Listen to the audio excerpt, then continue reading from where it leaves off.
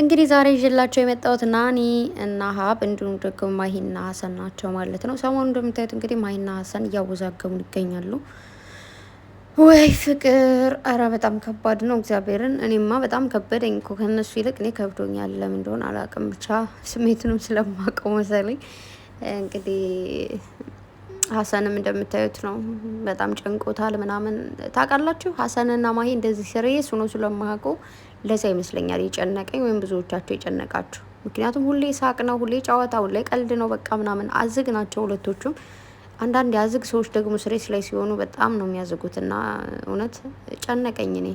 እዚህ በፊት እንደ ቀልድም እንደምንም እያሉ ነበር የሚያዝጉን። አሁን ላይ ፍቅር ላይ ሲሆኑ ደግሞ ወይ ፍቅር ፍቅር ግን ጀግና ነው እግዚአብሔርን። ሁሉን ያንበረከከ በቃ ምንም ማንንም የማይፈራ ጀግና ነው ፍቅርና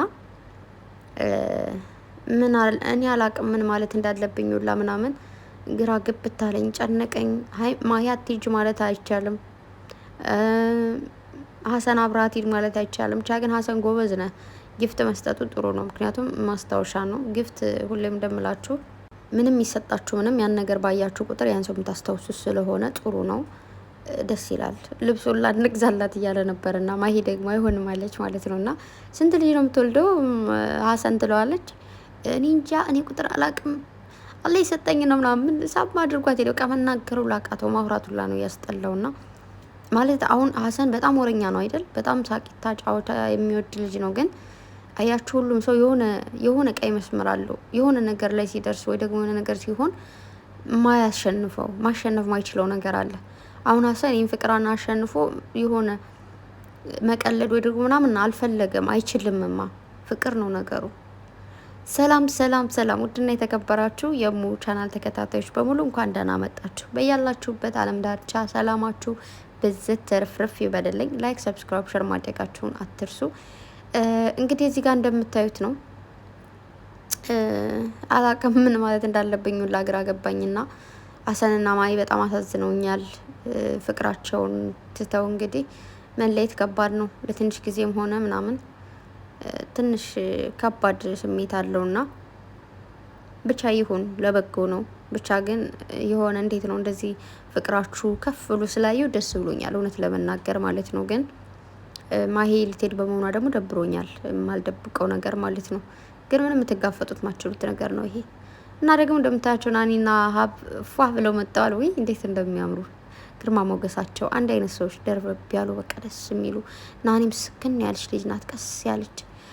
ሀብም እንደምታዩት አይዘልም፣ ምንም አይልም፣ ቀስ ያለ በቃ ስክን ያለ። ያው ሲናደድ ጃኬቱን ከማውለቅ ውጭ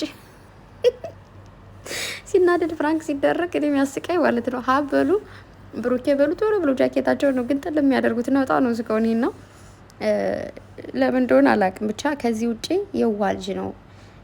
በቃ ወንድምነትን ያውቃል። ማርያምን ወንድምነትን በደንብ አድርጎ የሚያውቅ፣ ብሩኬንም ባቅሙ የሚቆጣ፣ ሀይሚዬንም እንግዲህ ሁሌም እንደምታውቁት ሁሌም በሀይሚ ተማመናለሁ እያለ በሙሉ ኮንፊደንሱ የሚቆምላት ወንድሟ ነው።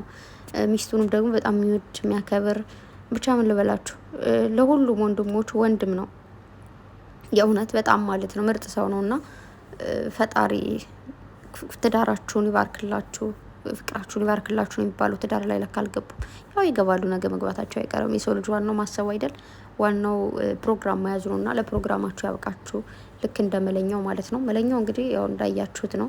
ስለዚህ አሁን ደግሞ እንግዲህ ተከታዩ ሀብና ናኒ ናችሁ። እያሰባችሁበት ቶሎ ለሀይሚና ለብሩኬን ቦታ ልቀቁላቸው። አውቄ ነው ደስ ባላችሁ እንደ ፕሮግራማችሁ። እኔ ሰው እንደዚህ ማገፋፋት አልወድም ማለት ደስ አይልም። አንዳንዴ የሆነን ሰው ይህን አድርግ ስንለው በሞራል ወይ ደግሞ በሆነ ነገር ተገፋፍቶ የሆነ ነገር ያደርግና ከሰደጉ እንትንላልና ብቻ ግን ደስ ትላላችሁ። እንደዚህ አምሮባችሁ መጣችኋል። ዛሬ ይመስለኛል ወይ ጊፍት ነው፣ ጊፍት ተሰጧቸው ነው የሚሆነው እንጂ ዛሬ ምን አለ? ምንም የለም አይደል? በዓል ነው እንዴ? አይደለም ማለት በዓል ሳይሆን እንደዚህ ሰው የሆነ ልብስ ለብሶ ሳይ የሆነ ጊፍት ነው ብዬ ነው የማስበው እንጂ አላቅም። ወይ ደግሞ የሆነ ሰርግ ሊሄዱ ይሆን? ዝም ብለን እንገምት። ገምቱ እስኪ የት ሊሄዱ ይሆን?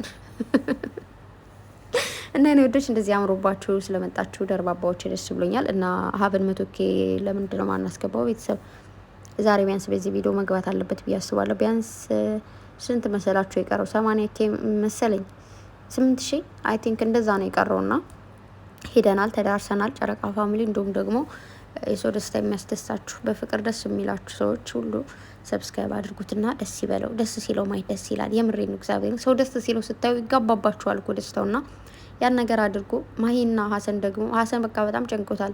ማሂ በጣም ደግሞ ወድሽ ታውቂያለሽ ምናምን እያሉላ ወይ እንዴት እንዳሳዘነኝ እንደዛ ሲልና የኔ ወዶች ያው በነገራችሁ ላይ ለጊዜው መለያየት ከባድ ነው በፍቅር ላይ ግን ደግሞ ተለያይታችሁ የሆነ ነገሩ ስታዩት ግን ማለት ነው ፍቅራችሁ የባስ ነው የሚጠማመረው። ፍቅርን ያጣምራል። እንደዚህ ለሰከንድን በሉ ለሰዓታት መለየት በቃ ክፍት ቦታ እንታያላችሁ። እሱ ሳይኖር ምን አይነት ክፍተት እንደሚፈጠር፣ እሷ ሳትኖር ምን ያክል ፍጥረት ክፍተት እንደሚፈጠር ምናምን፣ እሷ ካጠገበ እያለች ምን እንደሚሰማ፣ እሱ ካጠገብሽ እያለ ካጠገብሽ ሳይኖር ምናምን ያ ነገሮች አሉና ቢከፋኝም ግን ደግሞ የተወሰነ ለፍቅራቸውም እንደዚህ የተገላለጡት የሁለት ሄድ ስለሆነ ነውና ግን አሳስናችሁኛል። ፈጣሪ በሰላም ደርሰሽ ተመለሽ ማሂዬ የኔ ቆንጆ።